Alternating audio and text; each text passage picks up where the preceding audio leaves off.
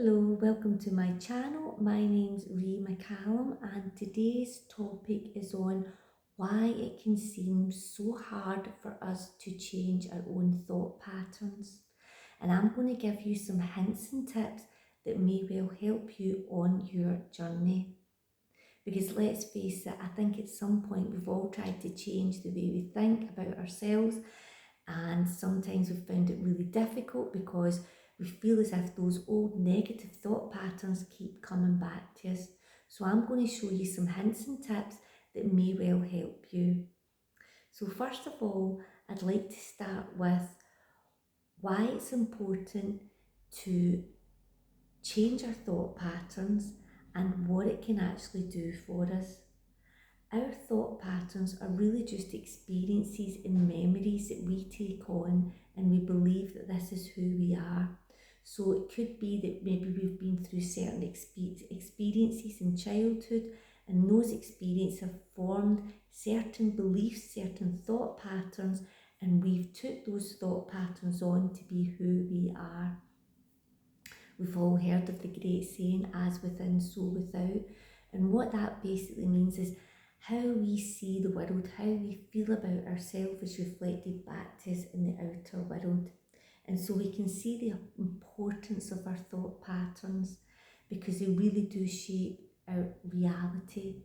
Not only do they shape our reality, but they shape the kind of experiences that we're going to be met with, and they also shape our whole physical appearance and our overall well-being.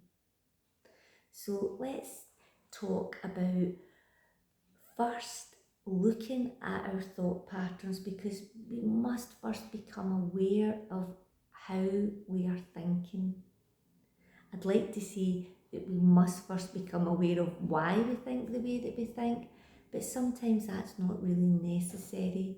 First, just becoming aware of what we're actually thinking and how we see ourselves. It may be that we see ourselves as unworthy or unconfident, and that might stem from a childhood experience. I mean, let's face it, if we've been brought up in a loving, secure environment, we felt loved by our parents, we're going to grow up with a better chance of feeling confident within ourselves.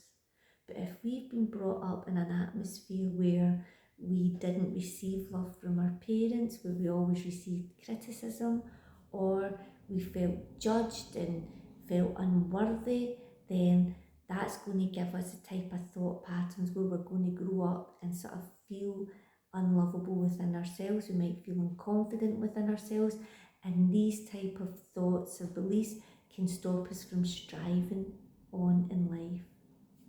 It may be that we felt unlovable, and so we look to receive our love in other ways. If we have not been brought up in a stable and loving environment where we've felt secure within ourselves because we've received that as a child, then we can look to receive that type of love in other areas. And so we look to get that love from the outer life, from our partners, from maybe even our job.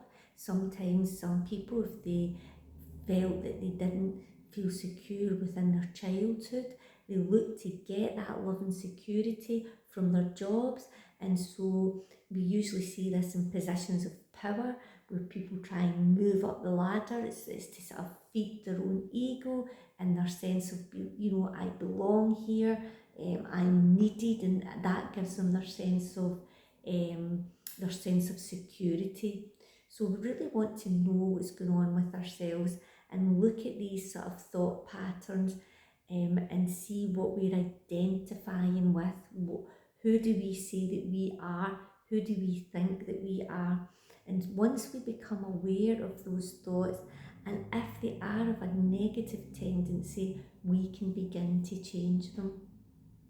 But how can it seem so difficult? Because sometimes it can. Sometimes you might have tried to change certain belief patterns within yourself, and you've found that you've been up against it, that you've maybe did it for a week or two and you found it's too hard, and you've always reverted back to your own thought patterns. So I'm going to tell you a couple of hints that may well help you. And I'm going to use an octopus as an example. So let's say the leg of an octopus gets severed, it gets cut off. That leg does not just instantly die. The octopus's leg, severed leg, still moves around and it actually looks for food to find. And if the severed leg finds food, it picks it up and looks for a phantom mouth to feed. So this sort of leg props up and it's looking to feed the body of the octopus, which is no longer there. Eventually, the leg will become weak and no longer pick up the food because it's not getting the blood supply from the body. And that's a wee bit like ourselves. When we go to change our thought patterns, those old negative thought patterns are still going to arise within our own mental atmosphere and they're going to look to get fed. So they're going to come back to our mind, into our awareness to get fed. But we do not need to feed them. That doesn't mean that we fight against them. In fact, quite the opposite. We use the light of our awareness. That's where our power lies. Our power lies in the light of our awareness. We were able to see that thought form arise and go, yes, I used to think like that. I no longer think like that. And then that's when we can use a positive affirmation. So when you are using your affirmations to change a negative thought pattern and those negative thought patterns still arise, it doesn't mean that your affirmations aren't working. It simply means that, like the leg of an octopus, even though it's not getting any blood supply, it's still going to take a while to die out. So it's going to come back and look to get fed. And that's exactly what happens when you try to change your thoughts. They're still going to look to get fed. They're still swimming around in your whole mental atmosphere. And so it's going to take a while for them to wither away and die. Another thing to think about is we always say how the outer life is a mirror of what's going on within ourselves. So let's take, for example, a plant. You see the plant sitting above the soil, but let's say that we have decided to no longer feed that plant, and so underneath the plant has been severed and it's no longer receiving its nutrients, but we can't actually see what's going on underneath the soil. All we can see is the plant, and we go, but the plant's still there, I still see the plant. The plant's going to take a while to change. It's going to take a while to wither away, because even though the blood supply is not, the nutrients is not getting to the plant, it doesn't just go instantly. And that's the same with our outer life. When we try to make a change within our own mental atmosphere, the outer is going to take a while to change. Just because people can't see what's going on underneath the soil doesn't mean that change isn't happening, because a lot of change takes place first within the formless realms, within the invincible realms of activity. And our thoughts are powerful. They're very powerful. Just because we can't see them doesn't mean that they aren't powerful. And so, like the severed plant, it will eventually wither away and change. And that's what it's like with our outer life. Our outer life will begin to change when we take on those new thought patterns, those new positive thought patterns. And it's just going to take a wee while for it to change, because everything is taking place within the formless realms of activity.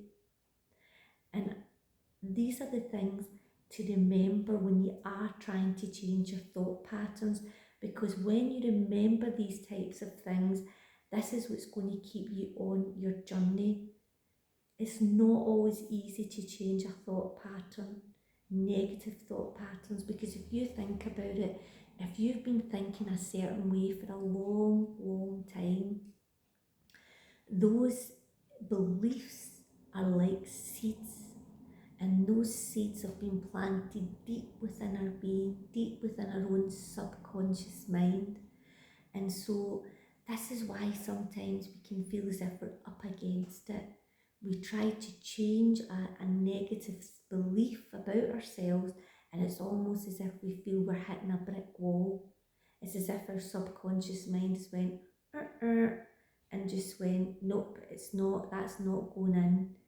And so we have to be kind to ourselves. We have to not be too hard on ourselves when we're doing this journey of inner change, and to do it lovingly and to do it joyously. And just remember as well, you might have been brought up in a household where you've been told that you have to strive in order to get on in life, that you have to work really hard, that nothing comes easy.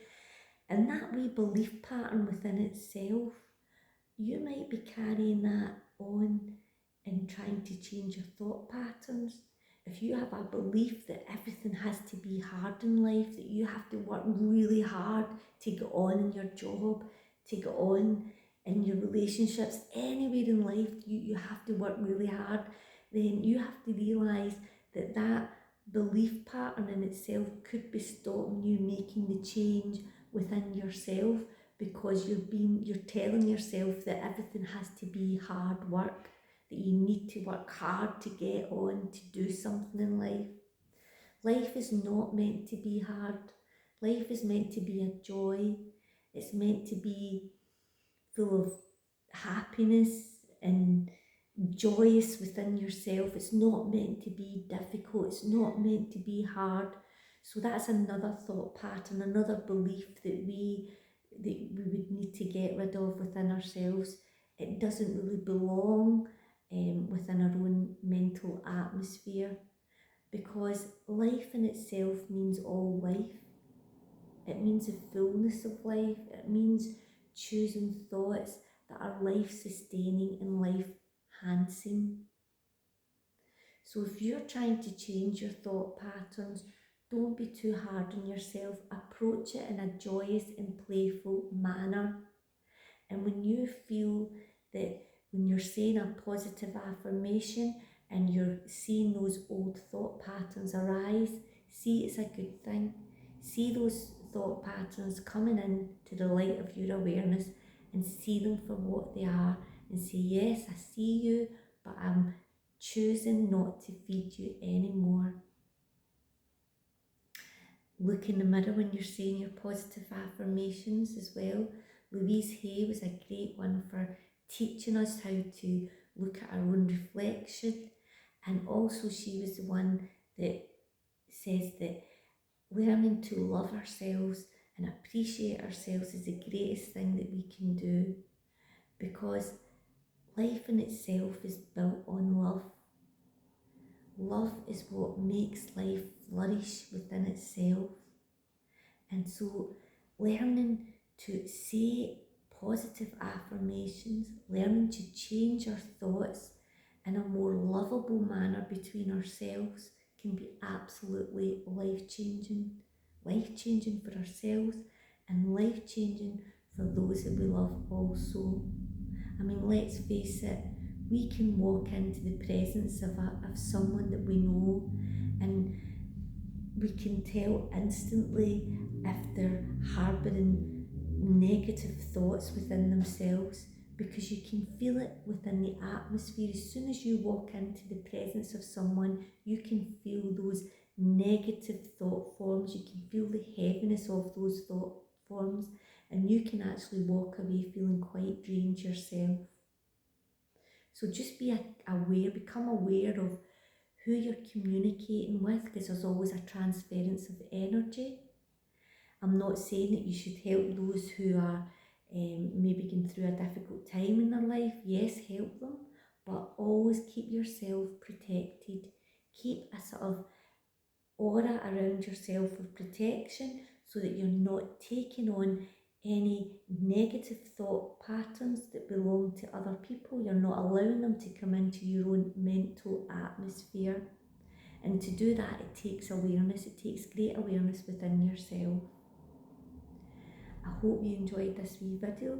If you liked it, please subscribe to my channel. And my name's Ree McCallum, and thanks for watching. Bye for now.